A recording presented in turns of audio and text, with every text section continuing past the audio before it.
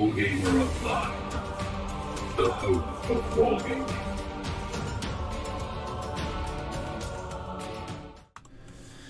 Hello and welcome to a late night Friday special. So what's the story behind all of this? Well, hold on a second while I get this up. There you go.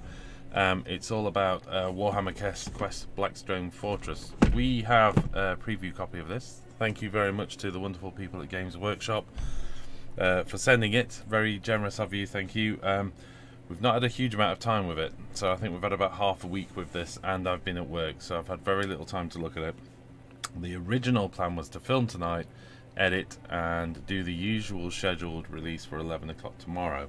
Until, that is, I got an email from lovely people at Games Workshop who basically said, there's so much of this content out on the internet now, we're just going to release the embargo, so if you want to put any content up, go for it.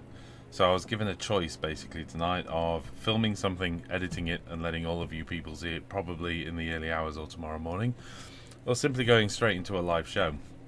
And what I thought was, because kind of, you know, unboxings are already out there, people are already looking at all of this, I thought, you know what, I will just go into a live show.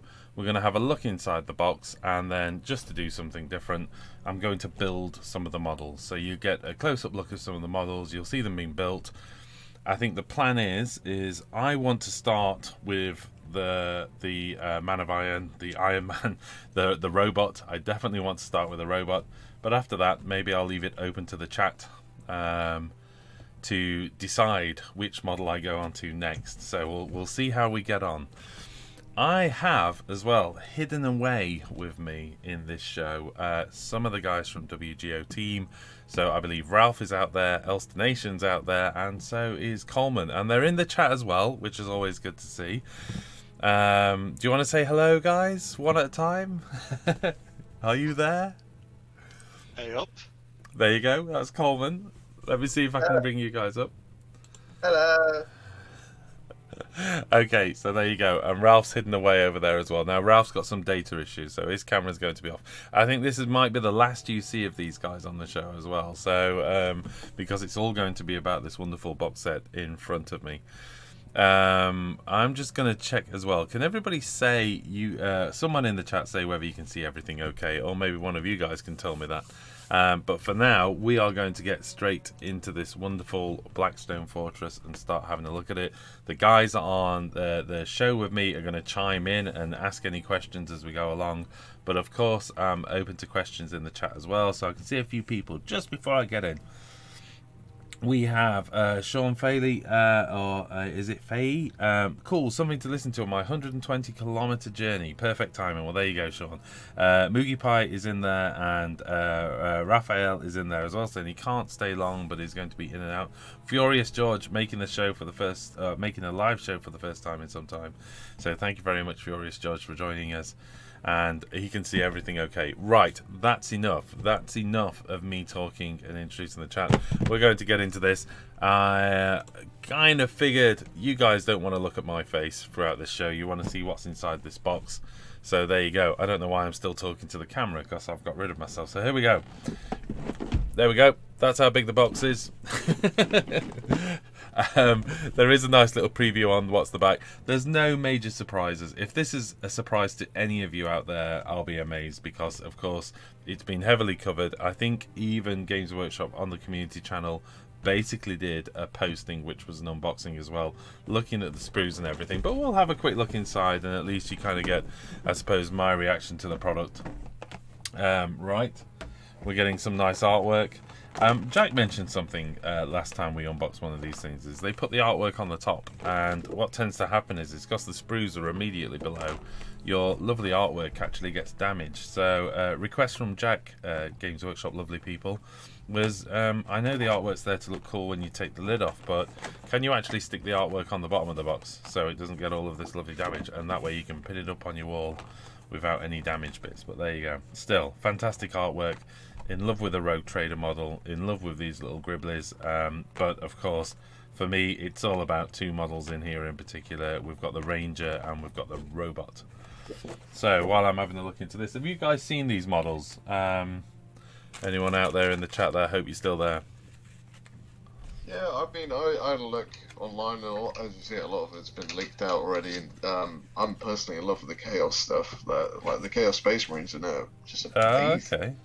Well, that's a vote for maybe building one of the Chaos Space Marines. You know, Elster Nation, if you really want to have a go at painting some of them, then, you know. Oh, you tempt me, good sir. You tempt me. Okay, before we go any further, we've got the Blackstone Fortress. Clearly a book that's coming up. The opening chapter. Not had a chance to read this yet, but I'll definitely be doing it. These little extracts are a great idea.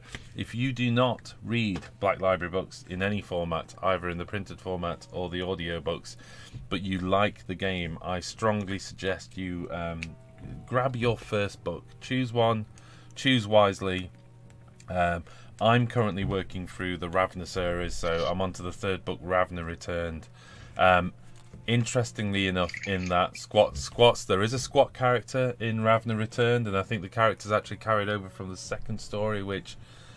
Wait a minute, was that Ravna Rogue was the second story, I think? Yes, it is, maybe, or Ravna Returned is the second story, Ravna Rogue is the third. There's a squat character in there, and even some discussion around squats as well, so there's something in there for everyone. But much ill conception going off on the internet. There are no squats in this box. They are indeed the halfling characters. So somebody help me out. What are they called in 40k? Ratlings. Ratlings. There you go, Ratling. And in fact, Scott is voting for a Ratling sniper. Right, we're going to have a quick look at the sprues. Two identical chaos sprues. So I can only assume the main chaos character is not on there. I say chaos sprue. Is that 100% correct? Because we also have some of the weird gribbly aliens on this sprue as well. So I know there's like, I think there's like 3 Chaos Space Marines, and then the rest are, yeah, as you say, are weird. They're something new. yeah, well, we'll pull up a close-up of the sprues and we'll have a look through the models. Oh, there's the Navigator Nobility. Oh, what a model. I love that Navigator model. Of course, the Rogue Trader. There's the 2 Ratling Snipers, looking very, very cool. Interestingly enough, we've got grey plastic in this box. Ah, there we go. There's the character for the Chaos Marine guys. It's a cute-looking model, I have to say. He's definitely looking Primaris sized, which they all are, I think. And I'm already spotting, I think, my favourite. We've got the robot here with the Mark 1 autocannon, which I think is absolutely awesome. Also, you know, for me, I'm a Beal-Tan player, Eldar Beal-Tan player. So to see not only an Eldar Ranger in this pack, but also to see it that the data slate for it is actually Beal-Tan as well. So very excited. Be featuring that in some forthcoming battle reports. We got bases, we got big, plentiful decks of cards. So what have we got here? This is some initiative cards. We've got stronghold artifacts, quite a lot of those. That's interestingly enough. Quick one there, the Hospitaller Medpack. Discard this card in the recovery step or event phase to remove all wound counters from an explorer or an explorer in the same hex adjacent to this explorer. Nice. We have combat cards, so these are exploration cards, and then we have encounter cards by the looks of it. So these are, yes indeed, encounter cards. Traitor Guardsman, so if you roll a, one would assume a 1, 7 Traitor Guardsman, 2 is 7 Traitor Guardsman, 3 is 5, and then 4 is Endless Horde. Reroll reinforcement rolls if hostile reinforcements fail to arrive. Wow. Another deck of cards in here. I think these are our character cards again. Interesting stuff. You got the little markers here. I've had a quick look at how the rule system works, but I have to say, definitely check out the video that Games Workshop's done. It's worth a look. Ooh. Here's my Hidden Vault envelope. Do not open until the Hidden Vault quest has been completed.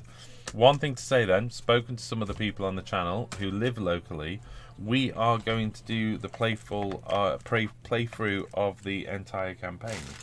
So I'm not going to open that. I'm going to wait until... Sorry, I'm showing it to the camera and remembering I'm not on camera.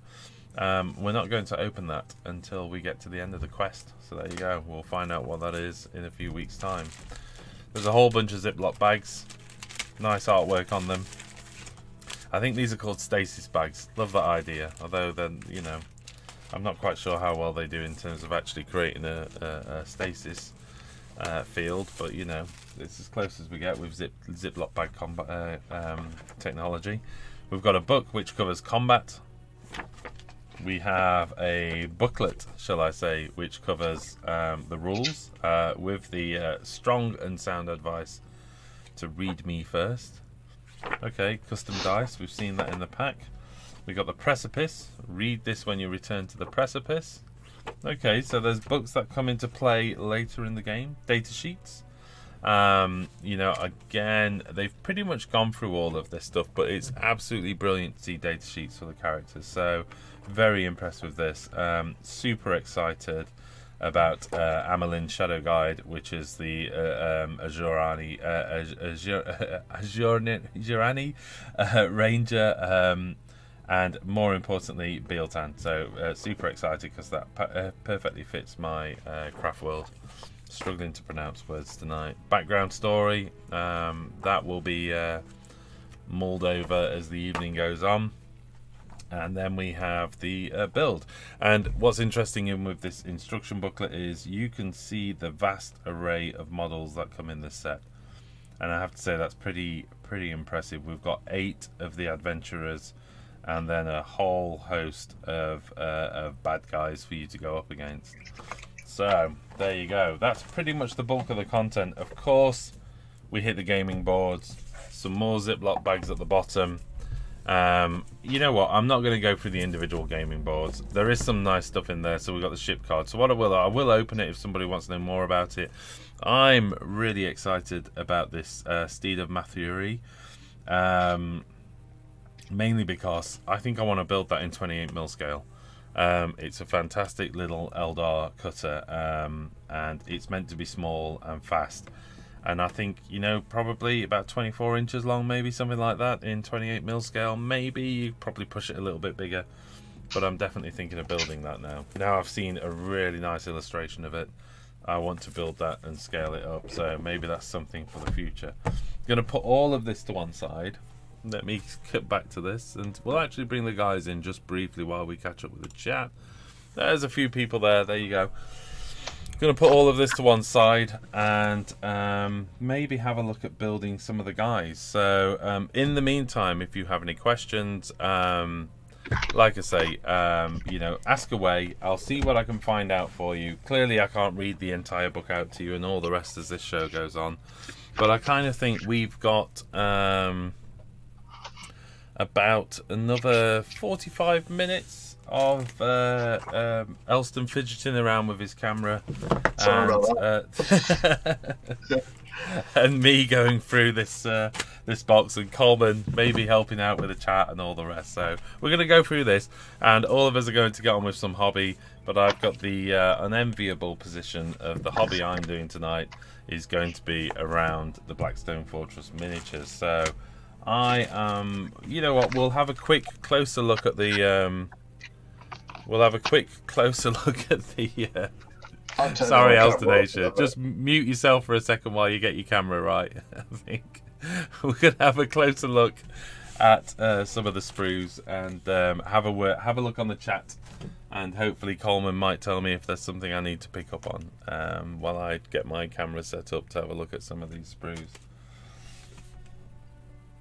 Nope, I'm getting silence from everybody, so I'll tell you what, I'll have a look at the chat myself. So we've got hello. I'm there. I'm here. Ah, you're here. Excellent. Okay then.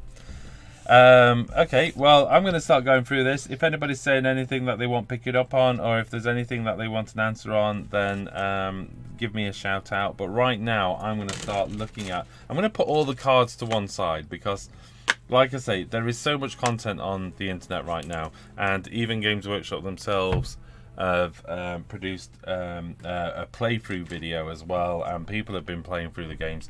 Like I said, we've only had this a couple of days, so we haven't had a chance to get to that stage, but we do indeed have the models in front of us.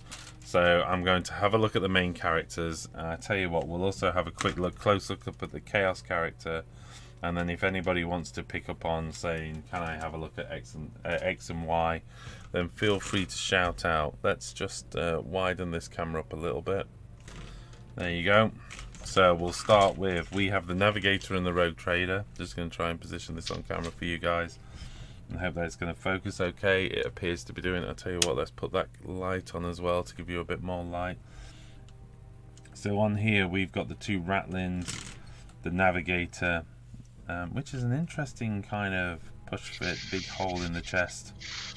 And then we've got two of the Ratlings, and yeah, like I say, the Rogue Trader is looking awesome. I'm hoping you guys can see this. I'm going to try and zoom in a little bit more so you've got a sense of what the Rogue Trader is looking like, and hope it will focus. There you go. So for those is that the guy with the is that the guy with the beast thing on his shoulders sort of thing? That looks a bit like he would be wearing what the old people used to do with the foxtails and stuff like that. Used to be a thing back in the day. Obviously it's not very PC now, but it's something very akin to that old style fashion where they used to have animals draped over their shoulders. It is, yep. There you can kind of see. I'm just making sure I'm getting this on camera. There's the pelt of some kind of beastie. Doesn't look like a terribly friendly beast. It's furred, but it also has spines on its back. And then when you actually look at the face of the beastie on his shoulder, kind of looks like a very, very angry cat with 4 eyes. Is probably, and by that I mean literally 4 eyes. It's not wearing glasses. He's wearing an awesome monocle. And he's got an incredible tash as well, so a very handsome fellow. Wonderful clef on his chin. Yeah, let's see if I can get that to focus a bit better because it's misbehaving itself. So there you go. We'll drop it down to the table. Really did a wonderful job with the style of these figures and that Rogue Trader box before. It's kind of Victoriana style. I really like it. Yeah, I have to say it's literally quite, and I mentioned this before, I think last week in the Monday Musing, it's the most exciting element of the 40k universe for me right now, that they're really starting to explore some of the fringes of society. You see in things like the Rogue Traders. It's great to see a second Rogue Trader model almost in as many months. But also there's this Navigator Nobility, just amazing model. Absolutely love it. And again, it's fun to see some Ratlings back in there with really quite dynamic poses. And I noticed that the chest armor on these Ratlings is actually the same as the Scions. So rather than the standard Astra Militarum armor, these guys are a little like Ratlings Plus, really. Interesting. And do you also find, sorry, go on. Do you find with these, because Games Workshop's releasing so many of the, as you say, the outer fringes of stuff, so it's not all the military might and everything like that, it's all these extra elements, do you start getting drawn back to other stuff? Like I've been listening to Eisenhorn recently, and you mentioned you're listening to Ravna, and it kind of brings you back to that, because that's not about the military might, it's more about society and spies and stuff like that. I absolutely agree. I mean, if you want to get into the lore of 40k, that's away from all of the battles. I think the Ravna and Eisenhorn stories are absolutely brilliant. You've got what it's like to be in a cafeteria. You've got what it's like to be in a nightclub. You've got what it's like to go shopping. You know, all of these things are covered in those stories in the 40k universe. So, you know, how everything is run by the sort of, you've got the sex and the sex with a T, the clubs. You've got the kind of organizations, I can't remember the exact word I'm looking for now, where you know, you've got the sellers of wood or the sellers of jewels, and you know, it's all in guilds. Guilds the word I'm looking for, and you've got all of that craziness going off in the society, which is just absolutely amazing. And like you say, all of those are explored, and the fact that in the Ravna stories, one of the main characters, and I say main characters, it's not, okay, it's not one of it, you know, but it's certainly a character that's in there a good deal, is actually a squat, and even he doesn't know the truth of his origination. You know, his grandfather told him that they were a once and strong and mighty race, but he's not quite sure whether it's just a, you know, you know, obviously he wants to believe his grandfather's story, but it's interesting to kind of other people doubt it. Story, doesn't he? Yeah, yeah. I think it's great. I think it's great that you've got that people even doubting squats existed in any great number. But okay, I'm moving on to the Kroot model here, which again I think there's 3 highlights in this for me. The Kroot is stunning, huge as well, really big model. I'm hoping that you guys can see these are 1 centimeter square grids behind it. So just to give you an idea, this is quite a tall character going off there, and look at the length of that barrel. That's getting on for sort of 35 millimeters long, the barrel of the gun, so 35, 36 millimeters long. That's pretty impressive. Along with, what character is that actually? Why am I? Oh, that is the acolyte, the one with the flaming, with the flamer and the chainsaw. I'm trying to remember the name of that, but I'll find it out now. So let's just have a quick look at the book. So we have the Rogue Trader, the Imperial Navigator, the Ministorum Priest, and the Missionary Zealot. That's it. So that's the Zealot with the flamer there. We've also got the Rattling Twins, the Ranger, and the Imperial Robot, and the Chaos Lord. Let's have a quick look at the Chaos Lord before I go on to, I think, building the robot, which I definitely want to get into. So this is the Chaos Lord. Again, great view there at the front. Hoping you guys can see that clearly. Huge dude, absolutely massive, as you'd expect from Chaos Lord. I love his hammer. It's kind of like an arcane power hammer. It is a power hammer, but it's also a massive lump of metal that's chipped and scarred. Just looks brilliant. The backpack, all weird tentacles and stuff all over the power pack there.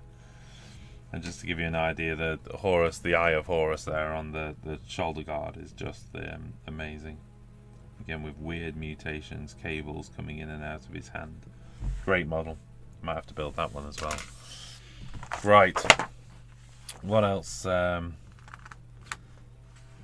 Martin Dix says, can't wait to get my hands on this to make my Inquisitor retinue better too, right? I mean, that's... I just want them to release... I'm sure you guys are in agreement with this, but I want them to release... What's interesting is, when we looked in the book, actually, that we had the data slates, which of course give them the rules for 40k, but what I was kind of hoping was as well is you'd almost have a kill team deck as well, because that would have been so nice for them to be included in kill team as well. But 12 Neef says, looks like a great challenging game. Yeah, I mean, I watched the playthrough last night, and yeah, there's a lot going off in it. It's a true campaign mechanic, isn't it? So, and that's the thing. And obviously, what we're going to do is get the models built. We're also going to get the models painted, and then we're going to do a playthrough of this. So, obviously, with Elster Nation offering to paint all the Chaos ones, that's going to speed things up a bit. It's worth a shot. You're going to have them ready for tomorrow morning. Right, I'm not going to delay any longer. If people want to ask any questions about the books and all the rest, or about the rules, I will do my best to answer them. But as I said, really, tonight is a hobby session. We're going to at least get 1 or 2 of the models built, and then you know, we'll call it a night. But hopefully we get some questions in the chat. Somebody wants to know something about this game. The rule book isn't ginormous. I'm just having a quick look at it before we go on. So, you know, there is a nice nice section on essentially just getting through the basic stuff. It talks about you know, placing the spacecraft at the start of the game, how you place dice, you know, chambers and portals. So it talks about essentially how you set up the game. You know, the whole setup and the quick reference looks fairly straightforward. Attack rolls, defense rolls, gambit rolls, vitality rolls. So you get an idea of an inspiration point. So you know, flip an explorer's card to its inspired side. So you've got this rotating or flipping card mechanic in the game as well. If you haven't watched the how to play video, then you need to go check that out, because that will tell you a lot more than I can tell you in 10 minutes of flipping through the book. I'm going to get on with building this robot while you guys... What do you got? I tell you what, just while I'm starting to snip some bits out, Martin Dix is asking me to do the squats. It's not going to happen. There are no squats. Just let it go. let's get on with the build of this thing, and we'll see what we get in the chat as well. But what are you guys working on? It's just advising you a little bit of exercise. Thanks, mate. That's nice. That's nice. I've not got my best snippers going at the moment. That's probably a bad idea, isn't it? We're gonna need some clean up. I've got to be really careful here. So. Well, he did mean the Ratlings. So. You know what? I have started That's snipping. a clarification. Oh, okay. I've started snipping parts out already without checking the rules. I mean, these are mainly push fit, but I definitely should, you know, should lead by example here, shouldn't I? And get the rules into play as well. So, yeah, I started at the right part. Right, Elston, what are you saying, dude? Am I right in saying that I saw on a thing that none of those models require glue? All of them can be push fit together. Like, It looks that way. Yeah, the whole sprue set looks push fit. So, Wow. speaking from my experience with the Nihon from the Soul Wars box, you could. Fair enough. However, it just feels better if you glue them. Yeah. I mean, the first thing I tend to do is just snip those pegs off straight away. I don't know, because obviously they are push fit, which means there's almost zero tolerance, isn't there? So if you don't snip them off, you're gonna get ugly. You know, where the mold lines don't quite fit together, and you need to green stuff them. Went through that for the whole Soul Wars box on my Stormcast side. So don't. I snip off just like a millimeter off the end. Just, you know, leave a little bit of space there for give some room for the glue. But, I've just noticed that the autocannon for the robot, it's one of those, you know, if you're not paying attention, you actually snip part of the model off rather than the sprue. There's just a little bit in the very barrel end there, so watch out for that one, people, when you're doing it. So the last thing you want to do is stunt is, I believe it's a Mark 1 autocannon. How cool is that? Wow. And of course, do you guys know the backstory behind this wonderful little robot? He's a man of iron, isn't he? Yeah, he's a man of iron. So again, for those people who aren't, you know, fully up on their 40k lore, you know, and asking who is a man of iron, well, back in the dark age of technology, mankind created artificial intelligence, and artificial intelligence, being artificial intelligence, ultimately rebelled against mankind, and there was a big war in the dark age of technologies where we had to essentially fight these artificial intelligent robots, of which their main fighting force were the men of iron. So obviously once the war was over, all of these men of iron were destroyed and there is no trace of them. Well, what's fantastic about this fellow is he's impersonating an imperial robot, in essence. He's pretending that he's on a mission as an autonomous data gathering unit on behalf of Magos, who's been given authority to essentially take life should anybody get in his way and impede his autonomous data gathering mission. So essentially everybody's allowing this dude to walk around and you know, get on with his day job, but his secret agenda is actually nothing to do with the Mechanicum or gathering technology for them. He actually is essentially seeking out technology for his own purposes. So it kind of says he sees the Blackstone fortress almost as a kindred spirit, because obviously there's a degree of artificial intelligence, or there's a degree of sentience to the Blackstone fortress itself. It's a great bit of story. I love that. It's pretty cool. I mean, going back to the akin to the Ravner and the Eisenhorn thing, obviously there's a parallel set of books which run alongside it for the Ghost series. Oh, yeah. And they come across a machine which makes Men of Iron. Oh, really? Yeah, it comes to life and starts making them, and they have to fight it. Wow. Yeah. See, that's what's great about those books, isn't it? There's all this stuff going off in the background, all this lore that's going off in the background. That, you know, I think if you don't have time to sit down and churn through a massive bunch of paper stock, that's okay, because these things are available on audiobook, and I've signed up to the Audible account, and I think I pay £15 a month, and for that I get 2 what's it called, credits. Yep. And a credit will buy you a full book, so essentially I'm paying $7.99 for a book. And Audible has been getting faster and faster at getting hold of these Black Library books as well, which is great news for me. So for instance, the latest Age of Sigmar book, the one that is voiced by Brian Blessed, is you know, I've actually got that already. I've not listened to it yet, but all of my audiobooks have got through that. And you know, you'll have a slow month where you don't manage to get through a book at all, and those credits just manage to build up, you know. So I think I've got about 4 or 5 credits unused at the moment, and plenty of really cool releases coming out. So I'm pretty excited. Just for information, Realm Slayer is not actually an audiobook, it's an audio play. Ah, well, yeah, fair enough, because they've acted it, haven't they? And that's the difference between those. Yeah. Wasn't there something about them basically moving generally in that direction? I kind of. I've seen it somewhere mentioned this week. I think the problem if they did try that is writing novels and stuff like that wouldn't really be. It would be tricky. The reason why they would, I don't think that would be a thing they would always go down as writing an audio drama or audio play.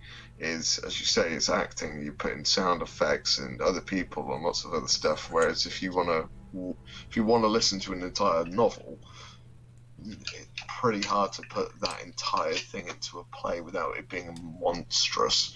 So I think they would. I mean, for all their short stories and stuff like that, I'd love them. If they can do more of them, I'd love it. But I think obviously a lot of the Black Library writers are going to want to just write novels, so I think a lot more. I think you'll always get unabridged books where it's just one guy reading. So yeah. I think I might be wrong. If they do everything and sort of that, it'd be, as I said, amazing. But you know, if you look at the they've just announced the novella series, which is 40 to 50,000 words each. They're not quite short stories, but they're not full-blown novels. Basically, what they do with that is that they look at certain specific areas of stories and lore that they want to explore further. I mean, the first one's about the Silent Sisters.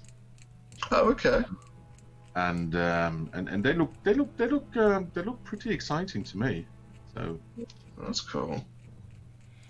I have to say, you know, I kind of, you know, I do like like you said, the 16 hours of audiobook where you can just really sit down and, you know, really, it's quite interesting. I think they're perfect for when you're doing hobby, because you do need to sit and listen to them. They're also great if you've got a long car journey ahead.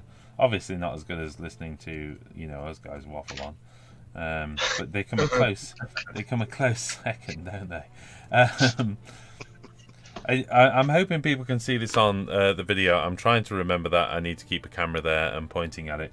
This has gone together absolutely fine, but what I've been doing is everywhere there's a peg, I'm taking one surface off the peg, so I'm still getting traction, or sometimes I'm taking 2 surfaces off the peg. So essentially I'm making a round peg square, and that's giving both a grip from the unadulterated sort of area of the peg either side, but obviously because I'm beveling a piece off each side, it's giving room, as Coleman says, either shaving a mill off the length or whatever, just gives room for the glue. And as you can see, this model has got no gaps at all, no discernible gap at all. So it is possible to get these push-fits to work if you just, all you got to do is just take a little bit of the peg off and a good strong firm press when you actually put them together, and fear not, your model will be fine. Martin Dix on the chat is asking whether the the audio play that we're referring to is Realm Slayer, and yes, It is Realm Slayer. Indeed. I also saw him say he was all by himself, typing all by himself. Bless him. Come on, people. There must be somebody else there that can join Martin Dix on the chat and, you know, keep him company, for heaven's sake. I'm trying. You're doing a job. Okay. You know what? I'm actually using Humbrol Liquid Poly today. And the only reason I'm using that is I forgot to actually get glue set up before I started the show. So I can't quite reach my normal stuff I would normally use. But I'm okay with this. I'm having a good time. I don't mind. Bit of brush. Just putting a little amount on. I might actually try this for a bit. What do you guys use plastic glue wise?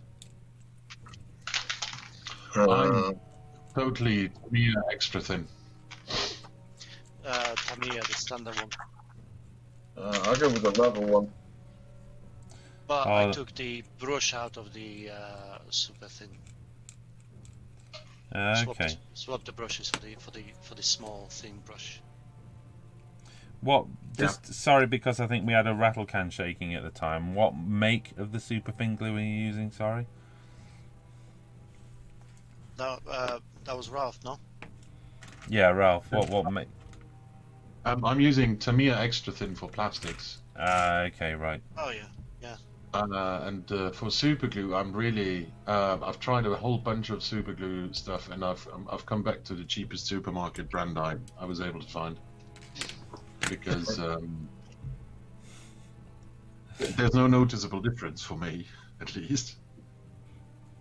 Yeah. And if ever the little bottles or tubes or whatever you get, they dry up, well then just chuck them and take another one out, because they're not costing you much. Okay, I've just seen Beef Waterfall, awesome name, saying he is here, but he's working and listening, so can't type at the same time, which is fair enough. Maybe I'm asking too much of the audience to type.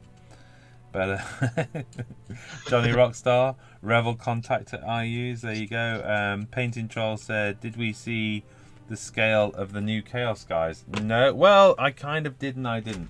Okay, what can I do to show you scale? In fact, let me get this last arm on, because I think, rather worryingly, yes, of course, that's going to marry up to that, isn't it? So I'm just going to take one more bit off the surface of the peg, because I want an absolute, as you can see, I've quite squared this peg off now.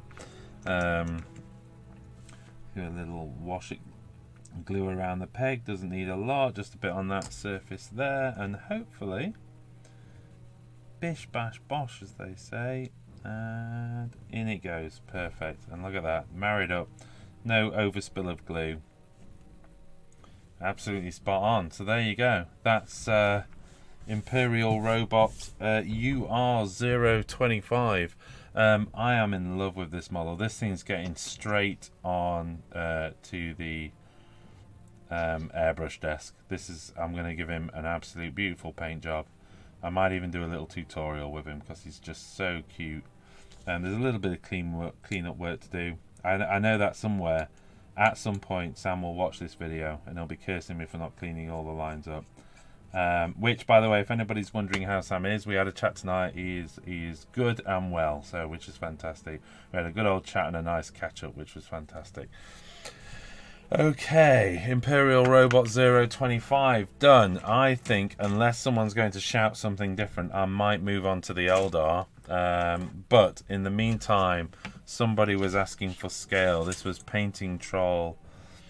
Are you guys going to have 3 to 5 players? Yes, we're considering 5 players in total. The 5th player being myself, so I will play the bad guys and act a little bit like as a games master and all things knowledgeable of the rules, or an attempt to, and then we're going to get 4 players sat around here.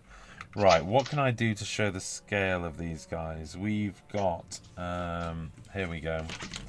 So I tell you what, I am going to disappear for a second and find a common model. I'm bound to have one somewhere.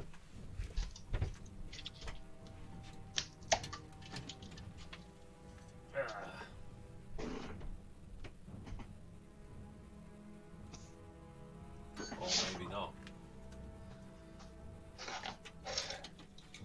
Feel there's Vox Populi to you about Ratlings. A vox pop to me. Go on then. Vox Populi. Okay, I have got a Space Wolf. I don't know who this model is. This is one of Jack's. I've just grabbed it, but it will give you an idea. So he's non-Primaris, this guy.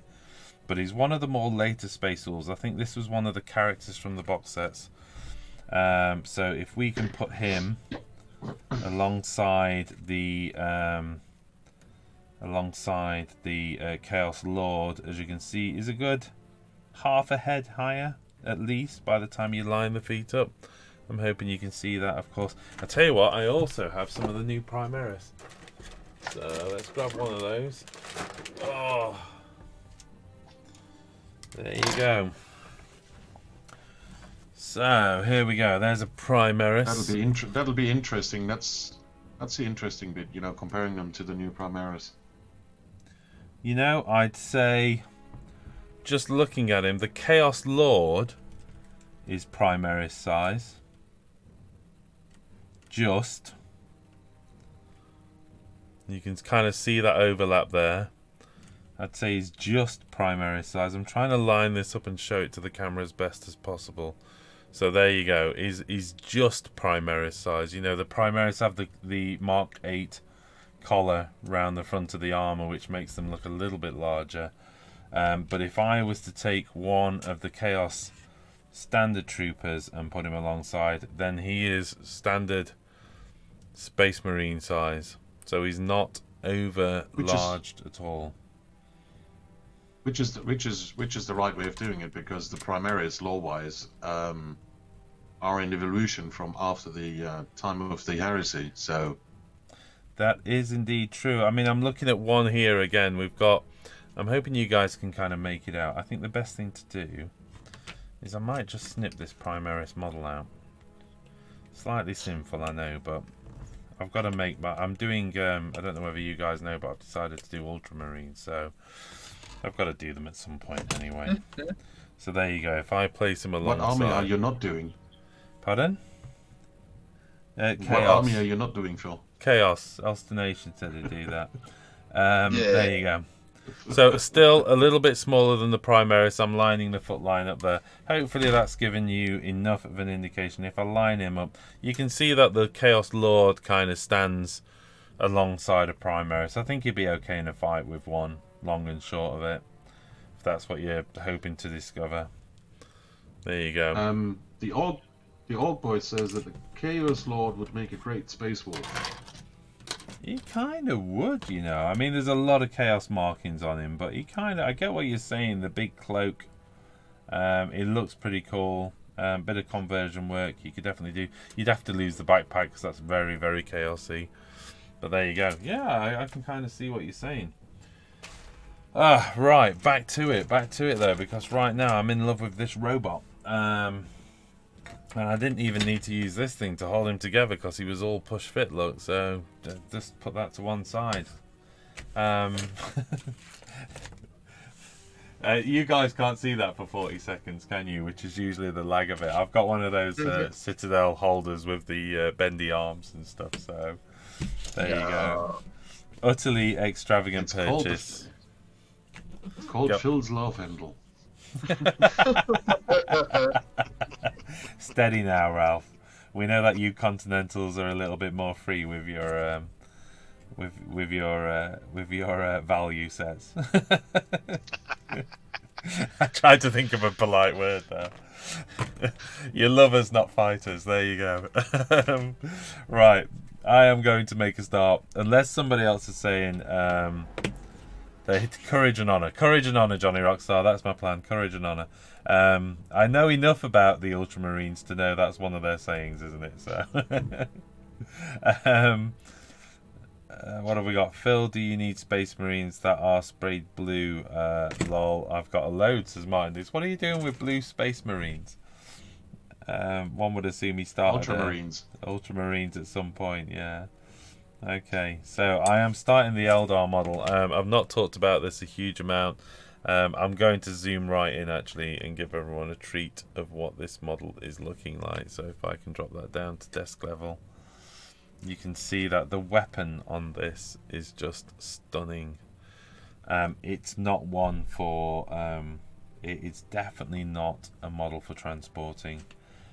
This is going to receive a magnetic base, and I'll be utilizing one of the magnetic trays for transporting this, definitely, without a doubt. But because I'd hate to have to pin and repair that gun.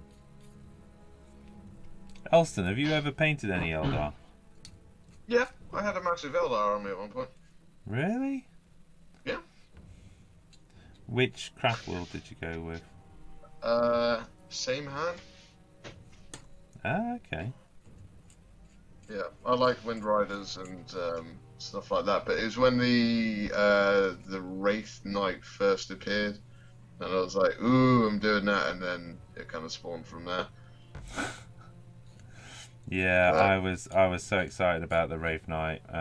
My first one is still not finished. I so missed the boat. It took me so long to get it painted that by the time I got it anywhere near complete, they'd already been nerfed. Yeah. You've got that pre-nerf window on any new models, haven't you? You know, and I missed that one. Yeah, there was I played it in 6th edition. Was it 6th or 7th? It might be 6th or 7th. Definitely be 7th. I think it would be definitely be 7th. One of them, it might have even been 6th. So you could take Mantle of the Laughing God as an artifact. Yeah. So you basically, your lord became a kind of Harlequin-esque style person, and stick him on a jet bike, and he had a 2-up cover save if he moved, and you can re-roll it, and it was just, it was disgusting. Okay. Yeah, there's a lot of filth that was possible in those days. I am absolutely terrified at the moment. I'm trying to get this gun off without snapping the barrel. It's always terrifying when you've got so many connection points as well, and so many thin parts. Oh, that's terrifying. Use a fresh X-Acto blade. Yeah, that probably would have been the wiser thing to do, but as I mentioned, I've got so many tools within reach, and a fresh blade isn't one of them. Okay, I'm a little bit astounded here. There appears to be only 3 parts to this Eldar model, and I've already managed to lose one of them, so that's not too bad, is it? Okay, here we go. That's the 3rd part. We're gonna nail these tonight, definitely. I don't know whether people are. I hope people are hanging around for the show. Like I say, you know, there's no point me repeating content that's already out there. You know, so I could go through bit by bit of what's in the box, but there's so much online at the moment. FLGs have received their copy, so those guys have all been opening them up, understandably as well. You know, they've got a business to do. And Games Workshop have already covered, quite rightly so, it's their product, have already covered it quite extensively. So I thought it'd be good to do something a little bit different with this one. So I hope that you're enjoying seeing some of the models being built, and if you have any questions, etc., fire away. Martin Dix, more of a Flesh Tearers fan myself. Hold on a second, there's a whole bunch of chat. Trade, lol, swapped my Death Guard for them. As I had a grav tank, right? Okay then. Johnny Rockstar, around 7,000 points of ultras now. Entire second company and a fair bit of the first company too. Somebody explain to me the difference between the companies. I mean, I'm semi up on the fluff, but do they have different reputations? Different leaders? Does anybody know? Yeah, I think it depends on which chapter, but there used to be like companies, like I think the 8th company was always the Standard Assault Company or something like that, or was the Devastators. First company was Terminators, and then they all had their own markings. They all had like a colour banding. So I think second, I want to say it was green was the banding that they had, but I might be wrong. Yeah, Is well, Sorry, go on. Isn't that all hollering back to the doctrine of Gulliman before the heresy? I mean, they've had a standard doctrine of how Legion's supposed to be run, and you've had the first 2 or 3 were assault companies, with the first one having the one, you know, the Legionnaires being the ones that have been serving the most time and accumulated the most honor, and then you would get you'd get companies that are specialized at you know, as mobile units. I think it was the 7th or the 6th or something like that. Yes, something like that.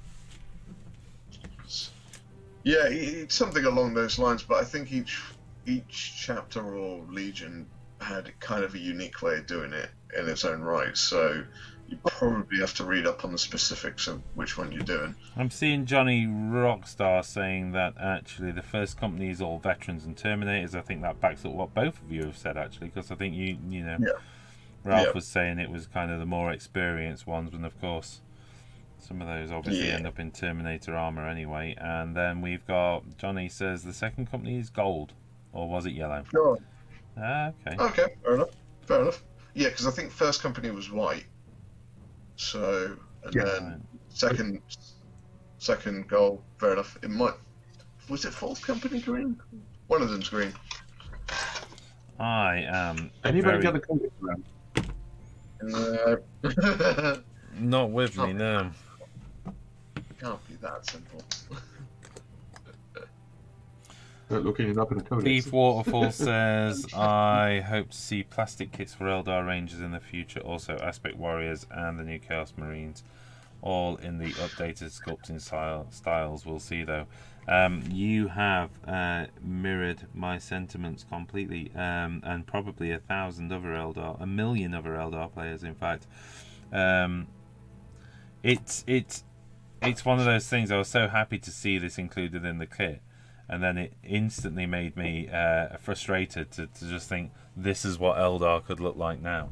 You know, it's just like, this is what Eldar Rangers could look like now. You know, it's just beautiful. It's an incredible model, and I hope I'm doing it justice in getting it together. Actually, I can't see any. That's a perfect join there, so I can relax now, because I was a little bit fraught there. I thought I'd actually taken too much off a peg, and I thought I'd caught her face with the glue pot then as well, which would have been even worse. Right. Oh, Johnny Rockstar is saying first company was white. Second company is one of 4 battle companies led by Cato Sicarius, who is currently missing. Okay.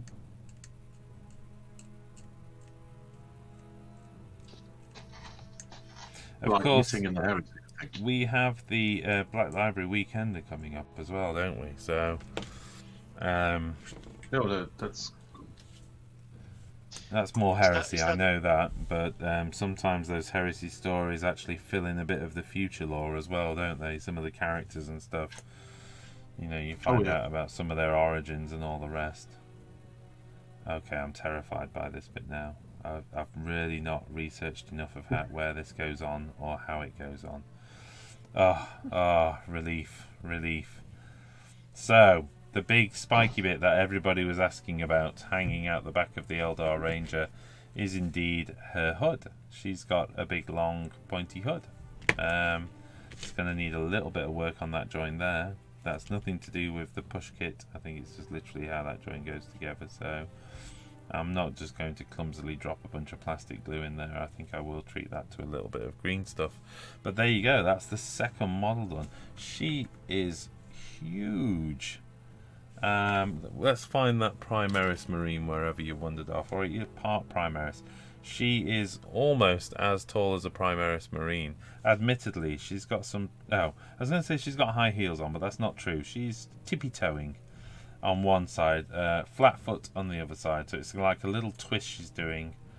I love that. I love the sense of movement in this model.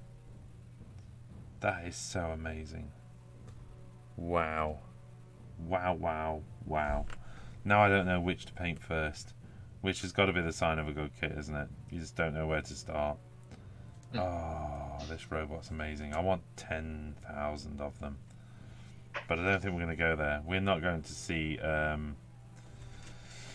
not going to see a robot uprising in the 40k era, are we? Surely not.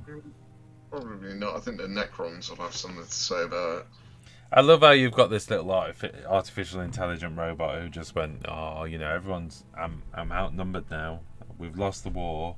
So he just got hold of an Aquilia and like stamped it on his chest and went, I am a robot.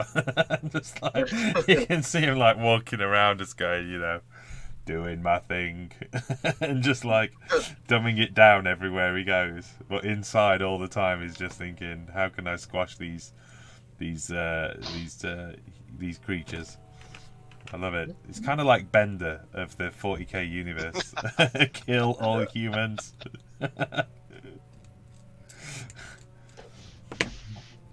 And I'm so sorry to. Didn't figure it out yet. Well, you know, and he's not exactly hanging around with company that is particularly healthy to him. You know, well, actually, it's a rogue trader, so that's okay. There's no Inquisitor in this group, is there? Because I dare say they don't ask questions, do they? Yeah, rogue traders are a little bit more, you know. Well, if you're gonna help me, whatever. Which, by the way, the squat in Ravna is indeed a rogue trader as well. So that's why I really love it if they just brought some generic rules out for rogue traders and kill teams, because you could pull out some of the squat models and stuff like that, couldn't you, and just have a bit of fun with that. Does it matter if you know, he's a squat or not? Squat or not? We're getting some stuff from Martin Dix. Second is gold. Third is red. Fourth is green. 5 is black. That's not their entire armor then. Is this a stripe on their shoulder pads or something like that? What, the colours? Yeah, the colour. Where does that come in? Yeah, it's the trim that goes around the shoulder pad. Right, I built. Okay, so the outer trim. Yeah, so like if you had the actual plate, that was still blue, but it's the banding around the outside. That's the different colours. So when I've seen Ultramarines, and I'm showing my utter ignorance now, when I've seen Ultramarines with yellow banding, it's not because the person doesn't have any gold paint on them. Then that's intentional. No, yeah, that's intentional. They're part of a particular company. Okay. So. Right. Okay. Excuse my ignorance in these things. Well, there you go. You can always learn something new. Right, I built the 2 models that I really, really wanted to build. So the next person to name a model that's available in the Blackstone Fortress box gets their model built, so they can have a look at it. Well, I'm not sure I can count you, Ulster Nation. You know what? While we're here, then Chaos Law. But wait. You know what? I should have at least given them 40 seconds. You could use a Caradron Overlord as a squat. Too right, you could. They are beautiful models. They're fantastic. I'm making a start on the Chaos Lord just for you, Elston. Yeah. I know that you're working on your Lord of Change, aren't you? Or is it Kairos? Yeah, Lord of Change. Excellent. I've already done Kairos once, and so this is adding to the army, and yeah, and we're also working on a tutorial at the same time with this one, so I should hopefully get some view time later on down the line. But excellent. Yeah. Right, Martin Dake, seeing as though he's been such a contributor to the chat on this show, has asked for the Ratlings, so I'm sorry. Even though I've snipped one element of the Chaos Lords off, which no doubt will get lost subsequently, I am moving on to the Ratling. Yeah, that's cool. Put them in put it in one of the status bags. Good call. I've done it again, by the way. I'm snipping bits off without even checking which bit goes where. Right, A15 and A16. Here we go. Let's move this up a bit. You can see. Let's see if we can get you on the corner. Can we get you on the corner? There you go. You go there, and you go over there, just on camera. There you go. You have fun for a second. Right, A16. I didn't even notice these things are numbered, and they are for our assistants. Oh, he's cool. He's got a funky little grappling hook, which is very useful for climbing around, you know, a Blackstone fortress, I suppose. Well, chairs. Chairs. Bar stools. Not a dwarf, is he? He's a Same size. You stop it, you two. Stop it. Stop it now. Hoo-ha. No, that's true. You know, I'm looking at these and I'm thinking, majority of my models are as tall as these models' legs. Do you what? Because you mean your old school models, surely though? Because I know that you do Caradrons and stuff like that as well. Yeah. But when you look at the dispossessed, you know, they don't get the you know, mohawks to push them up. Yeah. Oh my goodness. Are you trying to say that the Fire Slayers are cheating? Well, they're probably overcompensating something.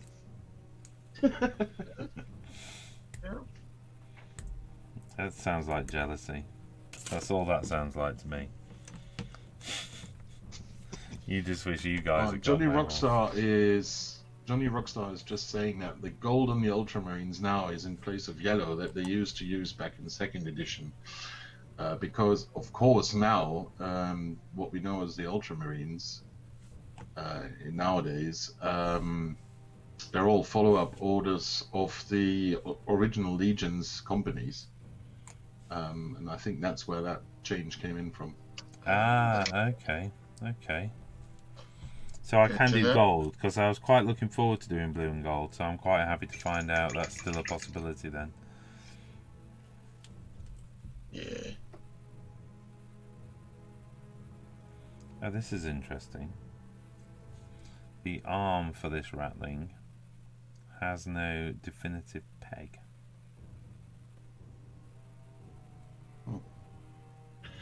You can position it whichever way you like it then. No, it's actually not that easy. It's not a peg as such. It slots behind. I'm trying to show this on camera. But you do have to watch out for these push fit ones. Sometimes they have these little strange ways of fitting. So as you can see, it kind of slots in behind that shoulder pad. So let's do that. I'm fairly confident I'm okay to do this because I've already shaved the peg down on this one as well. So I don't think it's going to create any problems for me. And now we're on to the push fit side of things. So I'm just going to go around that surface there and do the peg. That'll do. Now the desperately scary bit.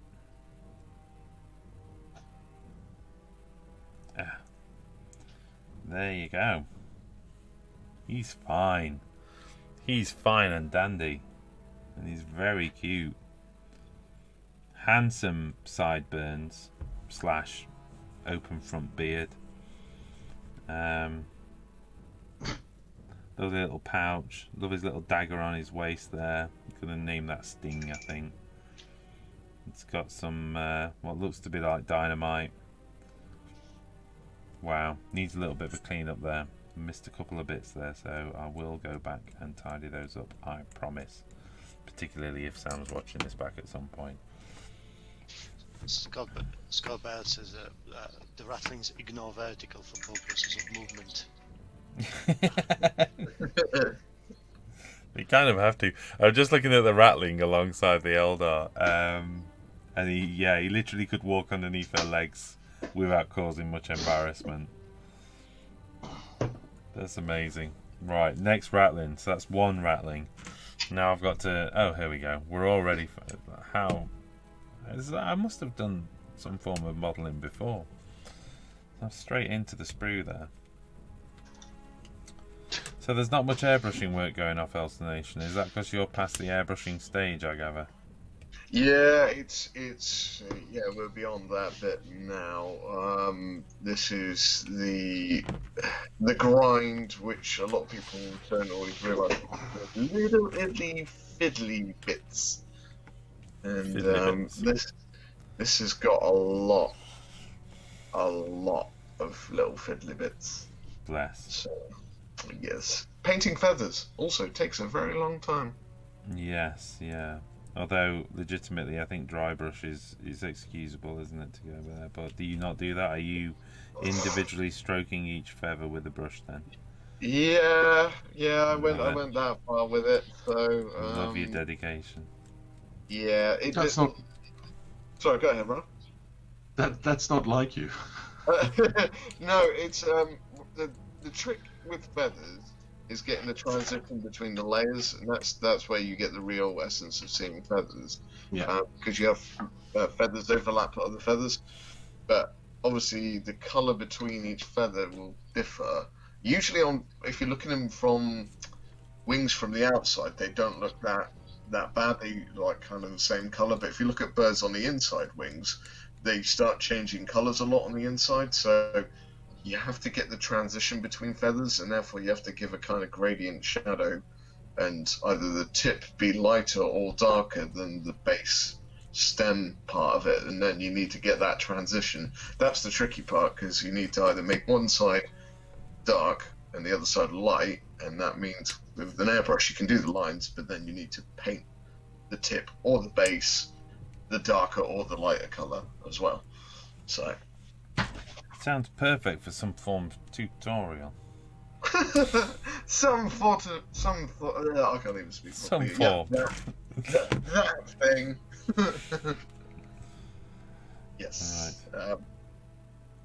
Should I, as a foreigner, help you out there? Some form of tutorial. Yes, that's what my words are coming out like this tonight. It's the fun stuff. I love it when Ralph comes on and corrects our English. Yeah. Good work. Yeah, I'm doing the English. I can't even think of the word. Culture. Oh, true justice there. Let's go. I strongly suggest you consider giving up tonight. I'll stick with the painting, not talking. Okay, this is an interesting one. On this Ratling, the peg on the gun arm, I'm hoping this is on camera, yes it is. The peg on the gun arm goes all the way through the two separate components of the torso, out the other side, and gets received by the backpack. So whilst I'd normally want to shave quite a bit on this peg, what I've done is flatten two surfaces again to leave room for glue, but I don't want to take any length off because I risk the chance of not being able to properly secure the backpack. So that's what I'm going with. If this goes wrong, do not do this with yours. There you go. But I'm here taking all the risks for you with your Ratlings. It's not really... That sounds way more dramatic than is actually the case, isn't it? There's not a lot of personal risk involved in building a Ratling. Giving a Shark Week a run for its money. I've got an itchy eye, and I keep reaching towards my eye whilst holding my X-Acto knife. In fact, actually, this is the Citadel knife. I really like these knives, actually. I don't know whether you guys went for them or not. I really like them. They've got a good heavy weight to the handle. They're great. And of course you can fit your own favourite blades in there and stuff like that as well. So I'm just trying a little dry fit with this because the front of his face is on this part as well, along with the bottom half of his arm. So it's worth just doing a little bit of dry fit because, for instance, that little bit of mould line there might just get in the way of a decent fit. It's quite terrifying that his face is on this as well, so you've really got to push firm to get this peg all the way through the torso. But at the same time, there's a little tiny face and a tiny arm that is at risk of being snapped. But let's get a tiny bit of glue on there. I'm going to go with some glue down the back of the face, and I'm going to move quite quick on this because I've put glue on the peg. But I'm going to move quite quick because I want the glue to act as a lubricant at this stage, which means I can't afford for it to set. So here we go. Terrified, it's not go— oh, it went. Oh my goodness me, that was refusing to go and then it just popped into place. There you go. And I indeed have the peg poking out the back there, ready to receive the backpack. I could have never imagined building this Ratling was that exciting, but it is. Martin Dick says he's totally heard someone made a cup of tea. It may have been tea. It could also have been a gin and tonic.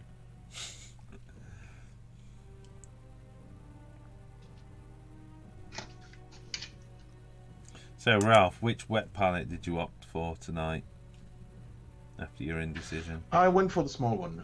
I went for the small one, but I'm starting to regret it. It's look, starting to fill up.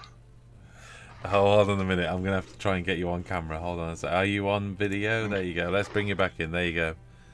You like to spread out on your wet palette, don't you? I'm very I'm a little bit more organised than that. You like your space, don't you? Well, the thing is, what I'm doing is I'm thinning down on the wet palette, and which makes the paint actually naturally spread out a lot. Okay. So, okay. hence, I'm not just using the wet palette to store my paint and then take the paint out and thin it somewhere else. I'm actually thinning it on the palette. And that tends to take up, if you look at that spot, that is just thinned out red paint to base coating that dude. So. Right, we are at 10:41 UK time, is that correct? Yes, yep. It is. Obviously, Ralph, you're over the other side of the divisional pond. So you're an hour ahead as well. What I'm going to do, because Ulster Nation asked for it, and we've had no other requests. There's quite a few people watching tonight, but it's quiet on the chat, which is fair enough. If people are just getting on with their hobby, I do not blame them at all. What I'm going to do is I'm going to put this Chaos Lord together so we can have a proper comparison with half a Primaris. Luckily it's the front half, otherwise it wouldn't really help, would it, on scale? It was like just his legs. There we go. What have I done? Started again without reading the instructions. Doesn't really matter. We've got a hammer, we've got a top knot, we've got a back piece, we've got an arm, we need a backpack. We basically need all of these parts, Phil. What are you doing? So Beef Waterfall says it's 2:45 in the afternoon where he is. Yeah. Whereabouts are you, Beef? If you don't mind me asking. You've got to be East Coast America? No. Maybe? No. West Coast. Maybe. Night, Martin Diggs. Good night, Martin Diggs. Put your kids to bed. It is important. Kids need sleep, you need sleep.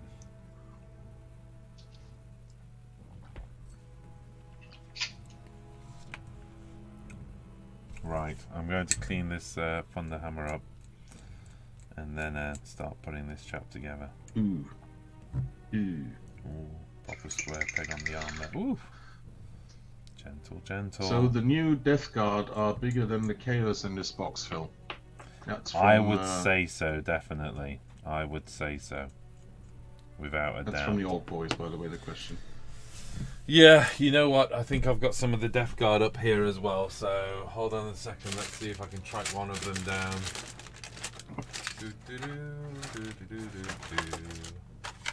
There's a Death Guard. These Death Guard are ginormous, aren't they, really? They're very mutated. I can't get into them. Hold on, I'm coming back. I tripped over the box. Can't beat live shows. Right, what have we got going off here? See if we can get into this Death Guard sprue. There you go. So again, this is the Death Guard that came with. So these are the Easy Fit Death Guard. It came with a magazine.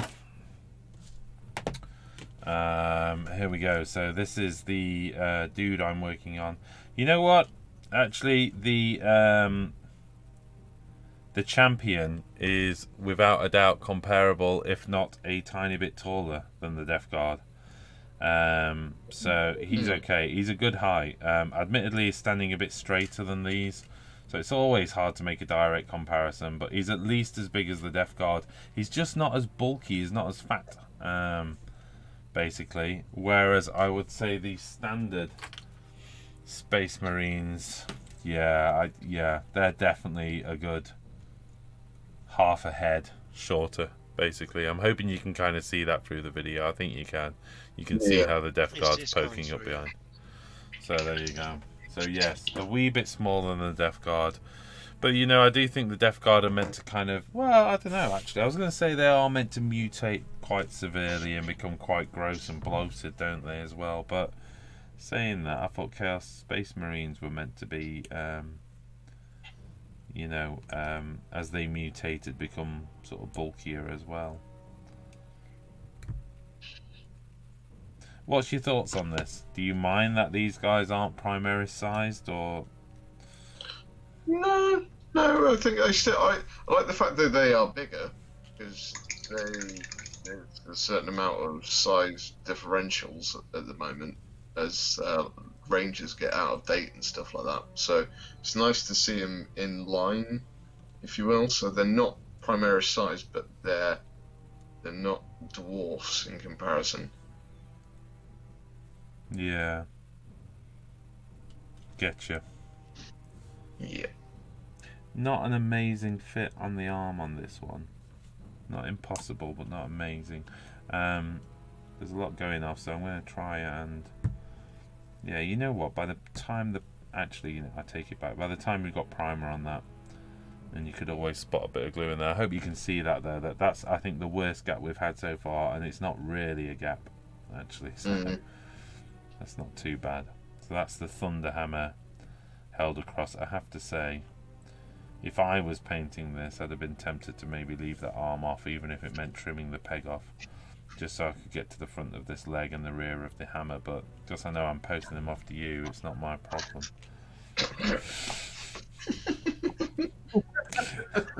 It's like every time I come on a chat with you, Phil, it's like, do you like hiding that Deacon? Yeah, well, do you? Oh, wow, I'm glad you mentioned that. Alright. No, I'm definitely going to be doing the Idenif. I love the Idenif Deepkin. I'm very excited about that. So, yeah, I mean, the offer still stands, and we have a running deal still, so I'm still waiting for you to make your mind up on choose an army. Choose an army. Choose an army. Let me know. At the moment, I did consider sending you the Caradrons. Yes. I did consider that, but I don't know whether I could put you through all of that. Just to get them done so we could have them for bat reps and stuff. But seeing as though we've got Daughters of Cain worked on at the moment, we have Fire Slayers rapidly approaching 3,000, 3,500 points. So you are going to be seeing more of those on battle reports, as in more variation. You're going to be seeing the Magmadroths and Rune Suns and stuff. Whoop, whoop. I think we're okay at the moment, but thank you for the offer. No worries, it stands, it stands. Admittedly, I will be posting these Chaos Dudes out to you, like, literally tomorrow, I think, but I kind of don't see that as... Oh, I've only gone and glued a peg without trimming it down. Never mind, I've accidentally flicked the peg off out of existence, so it doesn't matter. It doesn't matter, I recovered that perfectly, I just flicked the peg off. You've just ruined it now, haven't you? No, he's nice, actually. He's very nice. Big, chunky fellow. Let's have a look at him alongside the robot. Yeah, you know, he looks like he could probably have a bit of a fist fight with that robot. And, you know, maybe even come out okay if he's wielding that hammer around, I have to say. It's substantial, yeah. Yeah, look at him alongside the Aeldari, and then you really get a sense of his bulk. That's pretty cool. Just that old school Space Marine that was waving around. There you go. That's definitely. Yeah. Sure. It's a little bit shorter, isn't he? Yeah, he's a lot shorter actually. And then if I can find my half of Primaris. There you go. I think that kind of says it all, doesn't it? So he's certainly a chunky guy.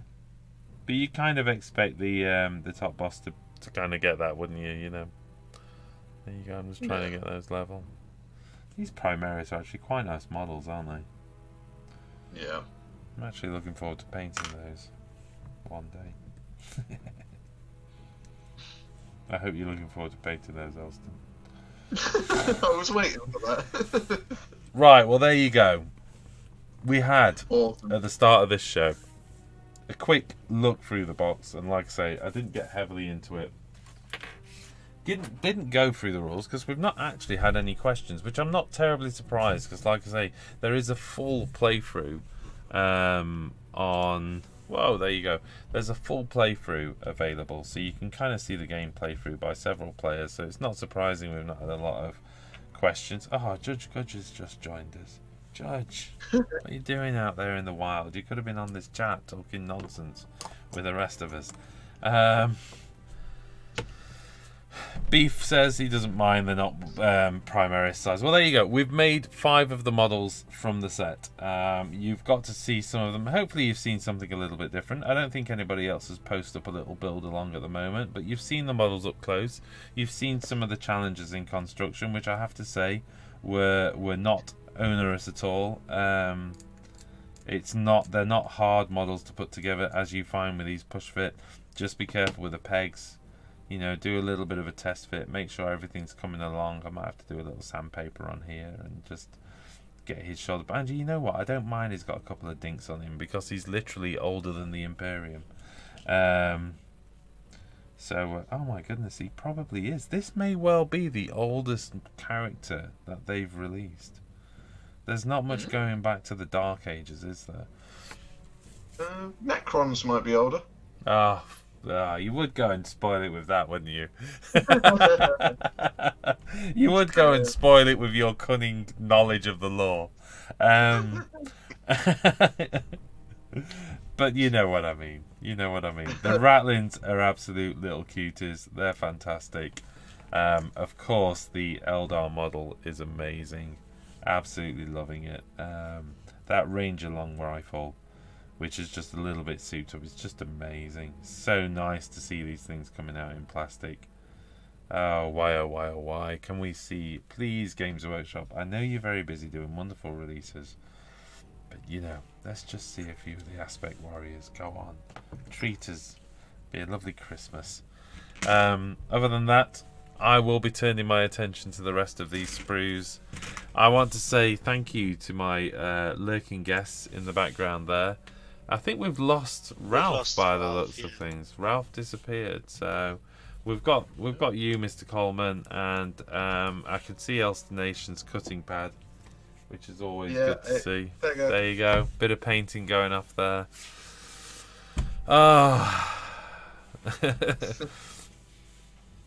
So there you go. Thank you very much for coming along tonight and joining us for this little hobby chat. Like I say, I hope you've enjoyed it. I hope you've seen something that you may not have seen on other channels. You've had an opportunity to see some of the models up close. Thank you to my lovely guests for joining me, and we'll call it a night. So good night to everybody in the chat. Good night, Beefwater, Orc Boys. Oh, I can't name everyone. Martin, Dick, Scott, all the rest of you. Johnny Rockstar. Have a good night, and we'll see you again soon. Cheers then. Bye. Bye. Bye.